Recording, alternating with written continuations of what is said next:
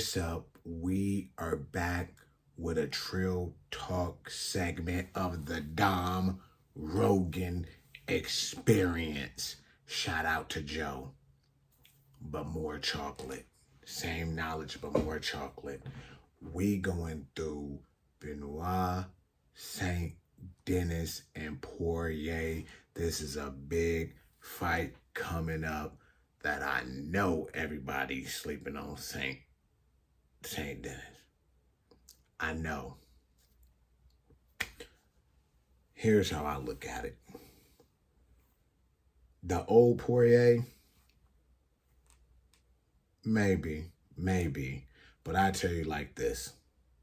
Back in my days, it wasn't no picking and choosing fights. That didn't exist. It wasn't no, oh, I want the money fight. That didn't exist. It wasn't no, oh, I got stuff going on outside of this, so I'm just going to pick the right fights for me. It didn't exist. It didn't matter what a motherfucker had going on outside, how much money the outside made. They had the innate desire to destroy everybody. And without a shadow of a doubt, proved they were the best. If you look at old school boxing, that's why old school boxing was the shit.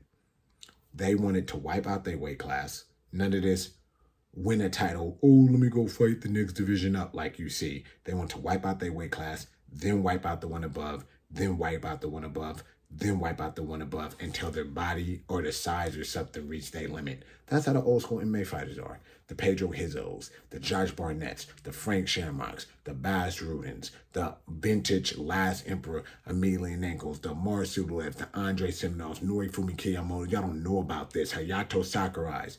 It ain't like that. Once I see somebody start talking like Poirier talking, I personally don't like it. This man beat Dan Hooker. All you need is a little bit of strategy to beat Dan Hooker. That's all you really need. You just need a little bit of strategy and some toughness, and you got Dan Hooker. His style don't really change. You feel me? And if you tougher than him, you gonna beat him. You know what I mean? You're going to beat him. He gets hit a lot more than he hits. You know, Conor twice. I don't even know who the fuck this Conor is. He didn't beat Notorious. He just beat Conor McGregor. That's it. It ain't the same dude who I was watching before he entered the UFC and all. Like, got too much money, so now he beat Michael Chandler, the most athletic idiot you will ever see. You know what I mean? This ain't no normal podcast where we sugarcoat shit. We don't work for ESPN. Let's call it like we call it. We got this man with a very high wrestling acumen that never wrestles, throws overhand rights, lead rights to the body with his chin over his leg, which you ain't supposed to do, and he got a decent jab, and don't move his head at all. I don't know. And he had hard trouble with that, because he brawled him instead of boxed him. And then he lost to Gaethje. No shame there. When we go to Saint Benoit, if you look at his record before entering the UFC, the thing that it's the versatility. He got wins by side chokes. He got wins by rear nakeds. He got wins by arm bars. He got wins by ground and pound. He got wins by punches. He got wins by head kicks. That's that.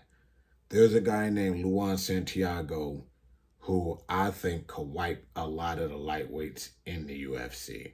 All the best guys are not in the UFC. Don't fool yourself. This guy's in Brave. He's a murderer. I think CM Fight System, Cristiano Marcelo, I believe he's from that team, one of the best teams in Brazil. Correct me if I'm wrong in the comments. And he beat him with a side choke. And that guy's a demon. Everybody's talking about Poirier's boxing and stuff. Don't forget Ismail Bofin. Him and his brother are from boxing backgrounds, and that guy's a bigger overall punch for punch puncher, power puncher than Poirier. Did the right strategy. See it in Thailand a lot. Left kick, left kick, left kick, left kick. Shuts down the right hand. Systematically picked him apart till he got him with the rear naked choke. Who else? We got Thiago Moises. You know, very tough guy in all areas. But that's what makes people dangerous. You know, the guy's a black belt.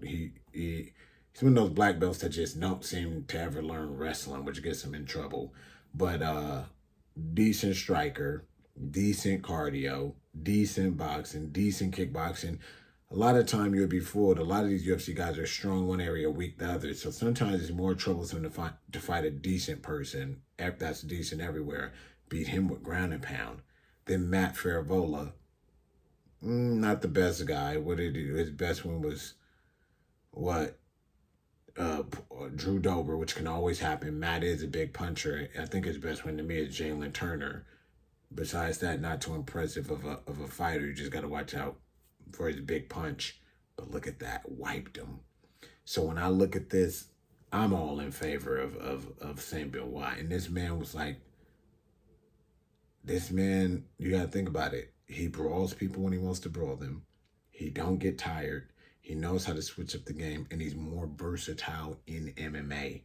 White Poirier just boxes people. And then he gets hit a lot, boxes them, relies on his toughness, and tries to get them on durability and a gas tank. That ain't gonna always work. That ain't gonna always work. So I see this going the way of Saint Benoit all the way. And I actually think he's gonna win with a head kick. That's me. That's me. Let me know what y'all think in the comments below, who y'all go for, and are you guys excited for this fight? Make sure you tap in to my nonprofit, patreon.com/Project One for All. In the comments, it supports this channel and my nonprofit that I give back out of my own pocket to homeless animals and people around the world. Follow me everywhere after this video. Let me know what other fights you want me to talk about, and I am